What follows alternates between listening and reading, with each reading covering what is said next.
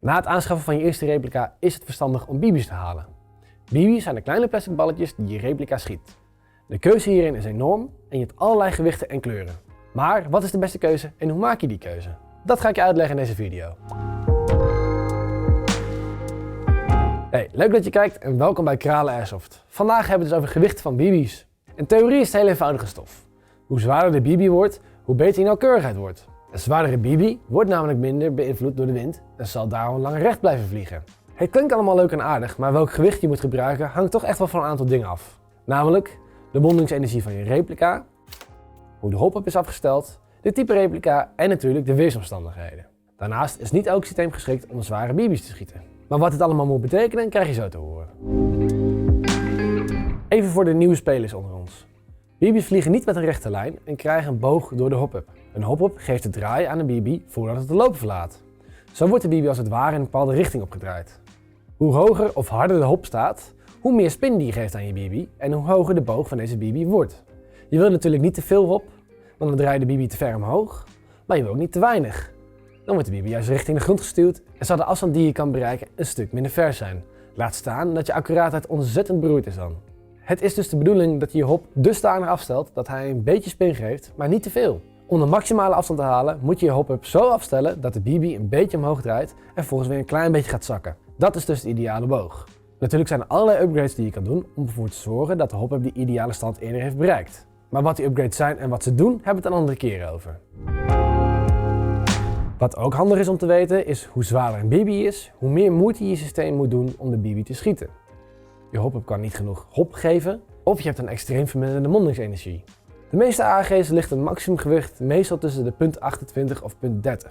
Dat wil niet zeggen dat je met een zwaarder balletje niet kan spelen of de replica het balletje uit het systeem kan krijgen, maar dat wil zeggen dat de BB zijn optimale baan niet behaalt en dan zal je afstand en accuraatheid er dus onder lijden. Wil je wel zwaardere BB's gebruiken, dan is het in ieder geval een aanrader om je hop-up te vervangen voor een betere. Daarnaast moet je ook rekening houden met het joule-limiet of FPS-limiet wat er op je veld geldt. In Nederland geldt, een replica in de klas Assault, zoals een M4 of een AK, mag niet harder schieten dan 1,2 joule met een maximaal gewicht BB van 0,30 gram. Een DMR mag juist weer wat harder schieten, maar moet gelimiteerd blijven op semi-automatisch, maar mag juist weer 1,7 joule schieten met een maximaal gewicht van 0,40 gram. De sniper rifle mag zelfs 2,3 joule schieten met een maximaal gewicht van 0,40 gram. Er zit dus ook een limiet aan hoe zwaar je BB mag zijn. Het is en blijft ook een persoonlijke keuze. En zal deze keuze ook verschillen per persoon. Je moet ontdekken wat jij zelf het fijnst vindt. Ik gebruik persoonlijk 0,25 gram van mijn AG's. Uit ervaring speel ik daar het fijnst mee. Dat wil niet zeggen dat dit gewicht de beste keuze is. Het is gewoon mijn persoonlijke keuze. Maar als je GPB gebruikt, kan ik je aanraden om 0,30 te gebruiken.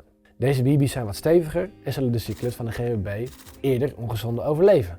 Ook het weer kan van invloed zijn. Als het wat kouder is, kan het zijn dat je replica wat zachter schiet. En als het wat warmer is, juist weer wat harder. Daarnaast, als het heel hard waait, spreekt dat voor zich. De BB waait namelijk alle kanten op. In het kort, er is geen goed of fout. Je zelf moet ontdekken wat jij het fijnst vindt.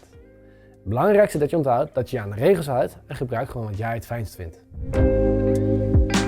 Goed, het laatste ding nog. Het blijft airsoft. Accuraatheid zoals je die ziet bij luchtbuksen en vuurwapens zul je nooit bereiken met airsoft. Het blijft een klein plastic balletje dat door middel van luchtdruk door de lucht wordt geworpen. Houd ook in je achterhoofd, er kan verschil zitten tussen verschillende replica's. Ook al zijn ze van hetzelfde merk en hetzelfde type replica, sommige replica's werken nou gewoon eenmaal beter met 0,25 en andere juist weer met 0,30. Naast dat er dus verschil zit tussen de replica's, zullen de replica's dus ook nooit loopzuiver schieten en is het bereik natuurlijk ook stukken minder dan in het echt. Hou dit dus in je achterhoofd voordat je keer gaat tegen iemand omdat hij zogenaamd hits niet neemt. Het blijft airsoft, wees een fair player. Door veel te spelen leer je de limitaties kennen van je replica en vind je uiteindelijk het ideale gewicht voor jou. Mocht je nou nog vragen hebben over BB's en alles wat erbij hoort, stel ze gerust op onze website of onder deze video. Of kom langs in onze winkel waar we je graag helpen. Vond je dit nou een interessante en informatieve video? Kijk dan even op ons kanaal waar wij nog meer dingen uitleggen. En geef deze video even een like en abonneer op ons kanaal.